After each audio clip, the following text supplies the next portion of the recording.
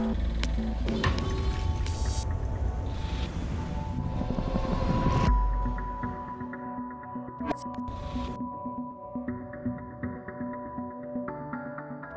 were aiming to improve on an already very well refined car. To get the holistic weight saving, we nearly always have to design and manufacture those parts ourselves. And that's where the 3D printer really came in. As technologies develop, as the quality develops, it becomes a much more viable technology for small volume manufacture.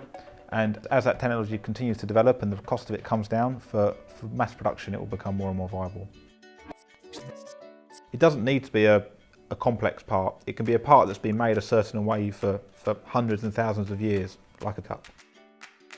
We can very quickly and very easily change any feature on here. If this handle is no longer fit for function and I want a bigger handle or I want a different shaped handle, I can change that within 20 minutes on the computer and then within a few hours have another cup.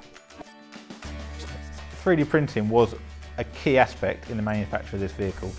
We can produce parts throughout the interior or throughout the exterior to provide both functions and also aesthetics.